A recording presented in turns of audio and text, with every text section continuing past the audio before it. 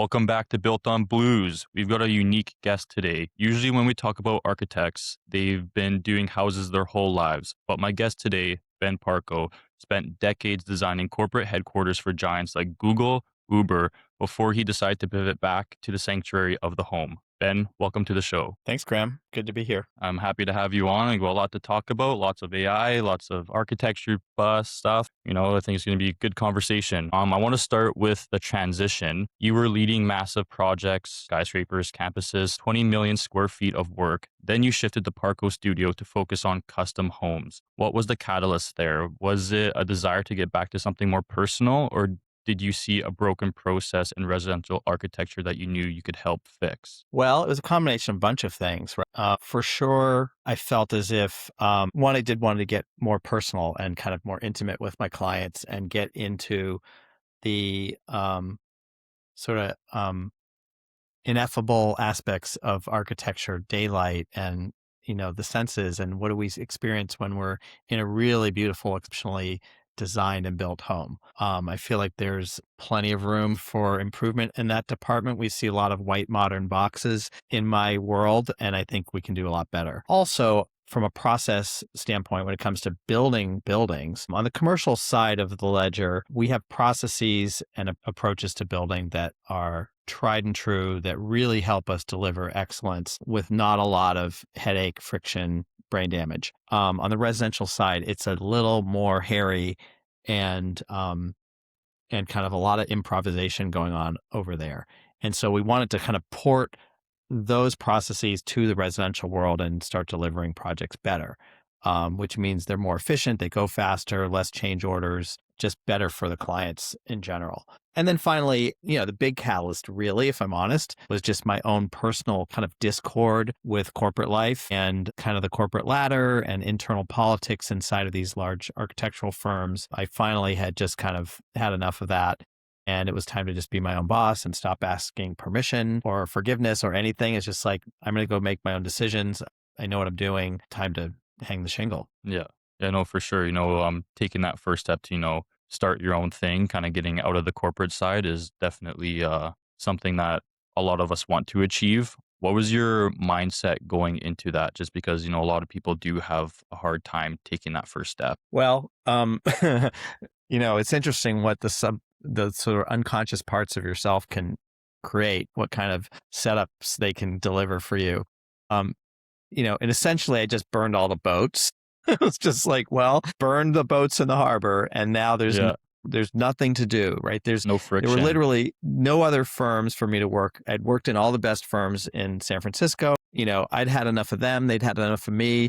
There was nowhere else to go. And so I was kind of forced to just lean into, who am I? What do I want to do in the world? And, so in a way, I kind of just painted myself into a really tight corner, and then just had to figure out how to get myself out of it, which was now no one else's problem but my own. So some of it was, no way out kind of approach, and a bit of just like creating the conditions in which the parts of me that were not ready just had to put their big boy pants on and force you to be ready. Do it, right? Yeah. And I got a lot of coaching and help along the way. I had a number of professional coaches, most of them actually architecture specific, industry specific. And I'd kind of work with a coach until it felt like we kind of sort of hit the maximum, efficacy of that particular pairing. And then I'd move to another coach and do the same thing. And, and I'm still doing that, right? I still have coaches and mentors and people I meet with to help me just kind of level up every day, because there's no way to hide, right? In the corporate world, you can hide out for decades in all kinds of nooks and crannies, and you just can't do that when you're your own boss. When you're your own boss. Yeah, no, I completely agree. I'm going back to a little bit what you touched on about almost like creating an environment for yourself to succeed. I was almost pretty much the same way where, burning the bridges, not necessarily all bridges, but I took the leap of faith of completely moving provinces. And, I didn't like burn the bridges, but like I got away from that environment where like I felt so much friction, being like, oh, what do people think about me, about my friends, all my family here and all that kind of stuff, when like it was really actually crazy to come here and being like, oh my goodness, I almost like don't know anyone, but now I'm allowed to like reinvent myself, and like totally really build something of my own and like not really care what those people back home are thinking. So I can relate to that way for sure, and it definitely makes you put your big boy pants on and, like put yourself in a situation to survive. So I completely agree with that, as well as making sure that you have a mentor or someone that you're kind of doing this with, just to piggyback off of each other. Because when you are by yourself, those days can get hard sometimes, and you really really can get into a dark place. You never know, but Well, just even, having going it through it with someone. your life partner, right? Like my partner, Haida, she really helped me have the confidence to take the leap and frankly created a little bit of just a little financial buffer that it's like, okay, I got a minute here. I can work at building something. We may not see the fruits of that immediately, but if we kind of band together and think about it as a kind of collective project, in a year or whatever, 2 years, whatever it took, we can get to a point where this is making, financial sense for us Yeah. as a couple. So that's Yeah, important of too. course, for sure. I want to go back to the architect side of things now. You grew up in Hawaii and Cape Cod, so you definitely understand environments. When you first started your own studio, what was the hardest part of scaling your vision? Was it finding clients who understood that white glove value, or was it building a system that allowed you to deliver that level of detail without working 24 hours a day? It was and continues to be both of those things, right? It's kind of a forever game. We're never done. Are we better than we were last year at the systems, at finding the right clients and selecting the right clients? Absolutely. Do we hope to be better at those things next year? Absolutely. Right? The systems part is in some ways easier because it's a little bit more concrete, right? Like I can see where the inefficiencies or the frictions in our own systems are and kind of point to them easily and go, okay, let's go address that, right? Let's take some time, some non-billable initiative time and build out this tool or work on that, right? And we do that all the time. There's just overhead needed to make ourselves better. The client side frankly is a longer path. And it's because designing and building buildings takes so long, right? You can just start with a blank sheet of paper and a blank site, and you may not have a house built for 3 years, right? If it takes a year to design it and draw it and permit it, and it takes another 18 months to build it, maybe longer, right? You're into 3 years before you can even see the fruits of your work. And what that means is it takes a long time to build a reputation, build a clientele, get to a situation where you're pulling the kind of clients that you want, and you're busy enough to respectfully decline the clients that you don't want to be working with. And that's like an everyday game for us. Yeah, for sure. And Making it's sure not you. about, it's about just finding the right fit, right? It's not about rejecting anyone or you're not good enough for us or we're not good enough for you or whatever. It's about, we have a mission and a vision. Yeah, do they And align? right. And it needs to be aligned. It's a very challenging process. It's stressful for our clients. It's a big lift, even if you're just the person writing the check. It's a big emotional lift. And so Mhm. we need that to be a really good pairing in order to know that we can get through this together, right? After 3 years or whatever it takes. Yeah, for sure. Going back to what you said about it's not really like rejecting a client, it's more so like making sure you guys will work well with each other because it is a big process and it is a big commitment. And, you don't want to be button heads the entire process. That's just going to make the process, like, hate the word to say, but like not fun.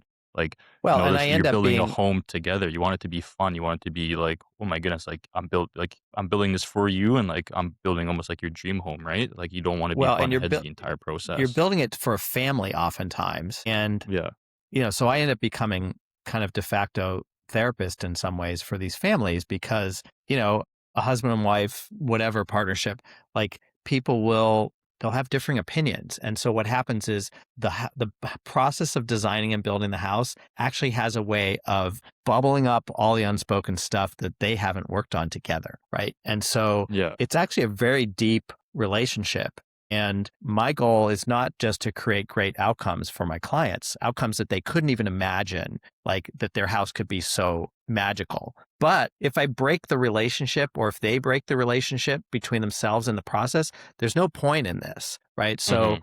it's kind of, there's two things happening. One is the arc of the project and keeping that on track. But then there's really the arc of this relationship, which is really inevitably it's deepening and it's getting more honest and more clear as we move through, because the projects have a way of just finding the deep corners of a relationship that haven't been addressed, and the stuff Yeah. comes up. And then I need to basically be grounded enough to sort of hold them and Yeah. get them through those moments so that we can keep going. Wow. Yeah, I honestly never even thought of that aspect when it comes to, building a home and the whole process of things.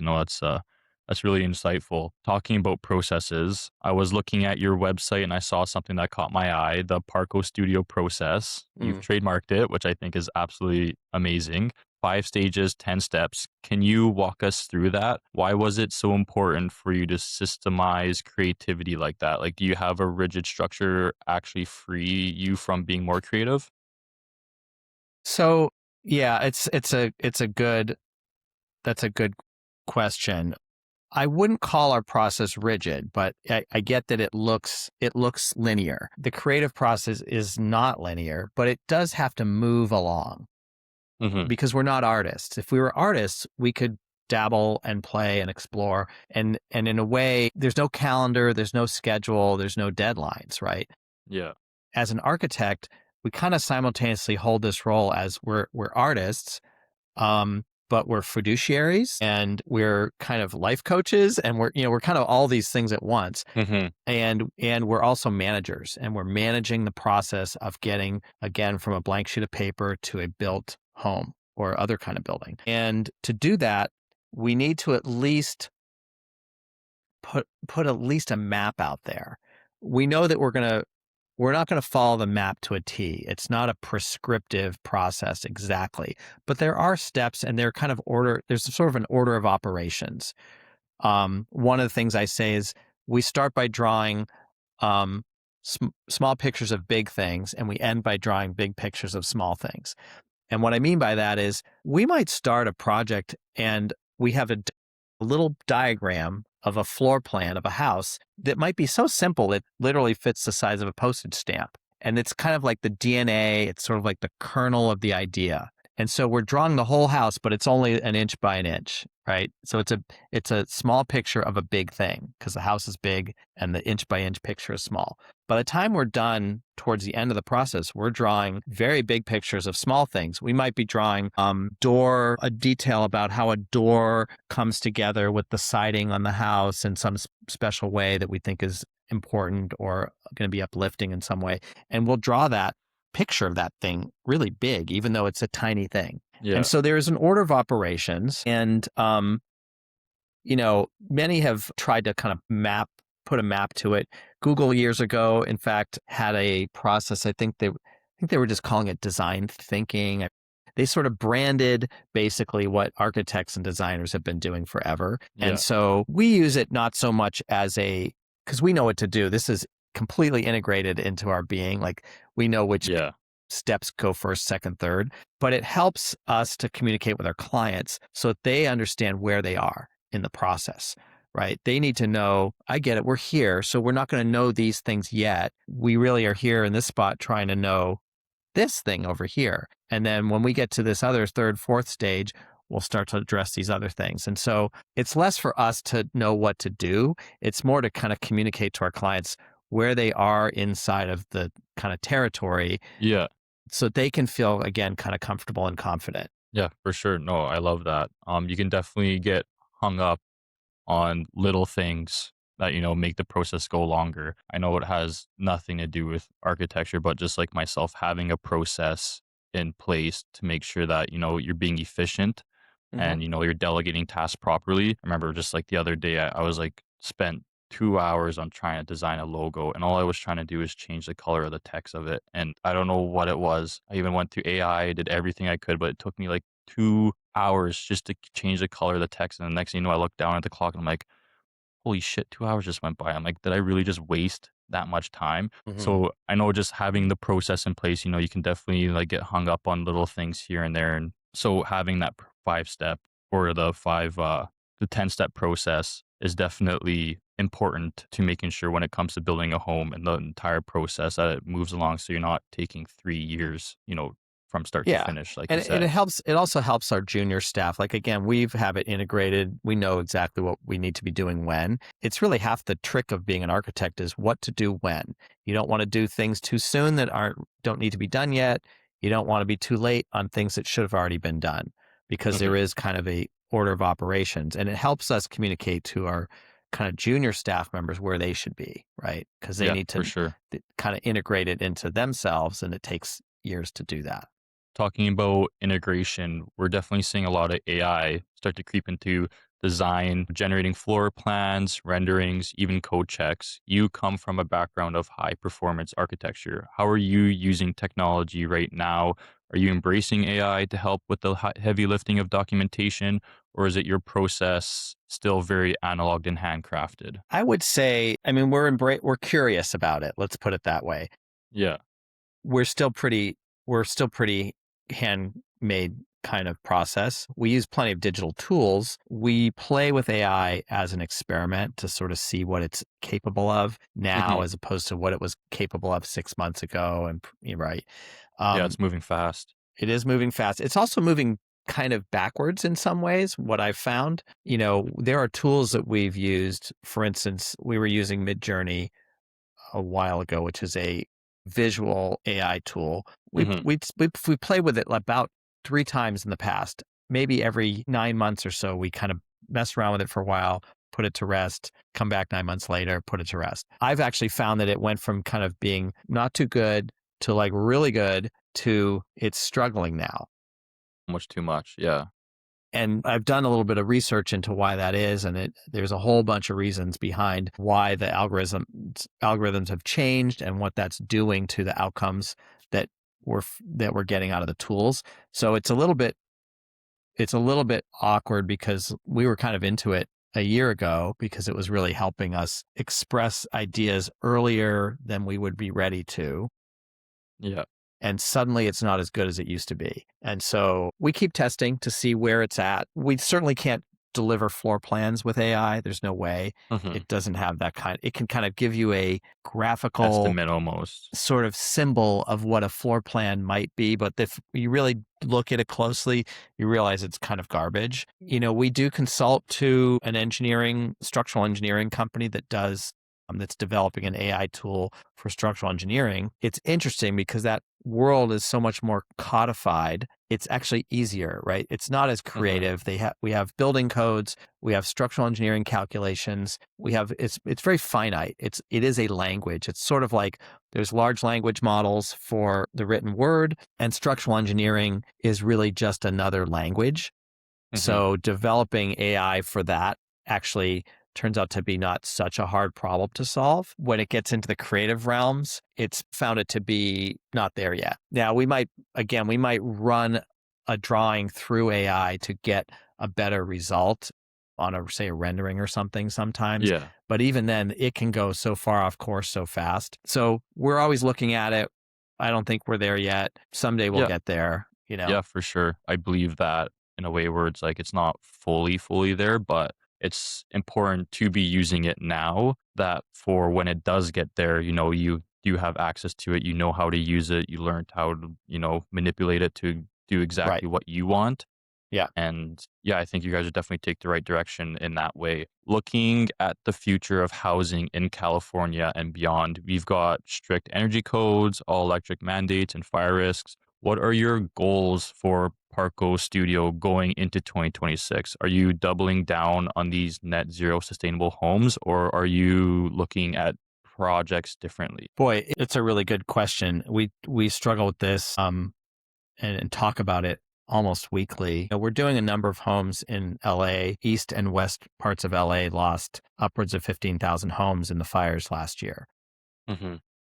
Altadena and Pacific Palisades in particular. So that's a lot of buildings to have lost. Our building code when it comes to residential is basically geared towards kind of speed and cost. Now, that said, it's become incredibly expensive to build in California, even in the kind of inexpensive ways that the building code allows us to build homes. High rises are built to such a completely different fire standard. It's crazy. Homes are built to like almost zero fire standard. And so, as you point out, between cost, quality, which goes to longevity, how long is the home going to last, fire resistivity, environmental impact, be that energy usage, be that which materials are you choosing, toxicity, et cetera. It is a very complex Venn diagram to solve. For instance, we try not to use any kinds of foam in our buildings, because foam off gases, even, when they say it's done, it's not really done. It kind of keeps going. And that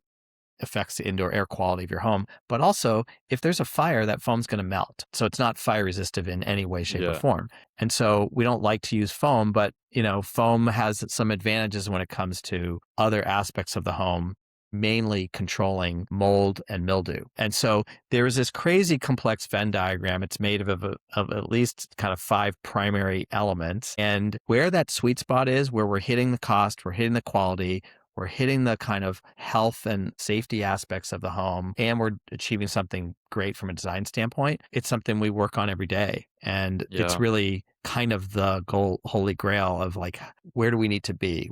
How do we need to be building these buildings, out of which materials, in what ways, to try to hit all those things and basically balance this set of conflicting requirements that really don't want to balance inherently on their own. For sure. And, it probably differentiates from where you're building too. Like, obviously, a home built up here in Canada is not going to be nearly close to the same home and materials that you want to use when building down in California, right? So that's right. I feel like that's a lot of things that people don't understand as well, especially when you talk about like that Venn diagram, like that material that's right in the middle there, that's perfect for everything, is probably only going to be perfect for that one spot in California compared to somewhere even on the East Coast or up north or down south. That's exactly right. So right. it's always going to be a fun game to play, trying to figure out what we have material projects to use, I bet. Yeah, we have projects in Sun Valley, Idaho, very different climate, super cold, snowy, but dry. Up where you're at, it's probably wetter. These different climates, we have climate zones. In fact, we have the climates kind of cut into different zones depending on how hot, how cold, how moist, how dry. And that determines kind of another aspect, almost a fourth dimension, if you will, to that Venn diagram. Yeah, no, for sure. I want to move on now to the question that we've all been waiting for. If you had a magic wand right now and you could erase one bottleneck in your business, whether it's the city permitting delays, finding the right builders, or just the admin time to take to run a project, what would you make disappear? Yeah, you're looking at them right here. I would just, I'm the bottleneck for sure. And that's just the nature of a small business. And really, the whole point is to make myself less critical, right? Can you grow the business to the point where you're not the bottleneck anymore as the founder, as the owner, as the CEO, whatever? One of my mentors, Art Gensler, who founded Gensler, which is like the world's biggest architecture and design firm. One of his famous sayings is hire good people and get out of the way. And so that's the idea. Now, doing so depends on mostly revenue and growth, right? You can't hire good people if you can't afford good people. And so you need to grow the business in order to afford to hire the right people so that you can get out of the way and let them do what they're good at. Yeah. And therefore eliminate the bottleneck. So that's the hope and the dream. And, it's easier said than done.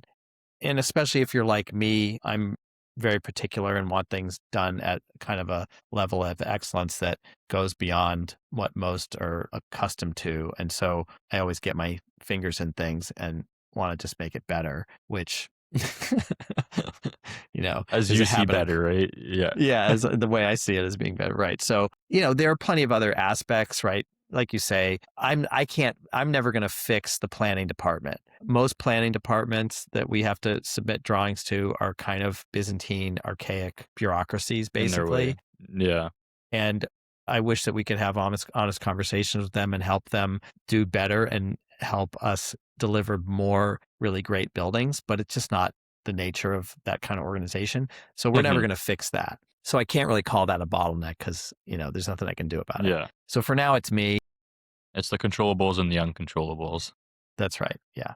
Yeah, for sure. Okay, well, Ben, we're getting close to the end here. Just want to say this has been an absolute masterclass. I've really enjoyed the conversation with you. Before we wrap it up, I want to speak to the young architecture builder listening who is stuck in the grind. What advice Mm. would you give to someone who wants to elevate their work, who wants to move from just drawing plans to creating these phenomenal spaces that you've created? Mm. What's the first step? Well, I think it depends on if we're talking about architects or builders. They're very different fields. Let's go architects. Yeah. So architects, I mean, you got to go to architecture school. Architecture school is a bit of a brainwashing exercise, almost more than anything. When you look at the kind of curriculum and how architecture school is taught, you're kind of being indoctrinated into a kind of a whole new way of seeing the world. Mhm. And you can do it without going to architecture school. In that case, you need a really good mentor and you need to be with them for years. Yeah. And even if you do go to architecture school, you got to go to school. You really need to use that time wisely and work as hard as you possibly can and listen and explore while you're there. And then when you get out of architecture school, finding a mentor I think is one of the most important things. I've had a few mentors in my life who have completely shaped who I am as a professional in ways that I never would have been able to do just going. And I went to a really great architecture school and had great professors, but once you're out of school and you're in the profession, it's kind of a whole different thing you're learning actually. And so now you need teachers there. You had teachers in school and now you need teachers out in the practice of architecture.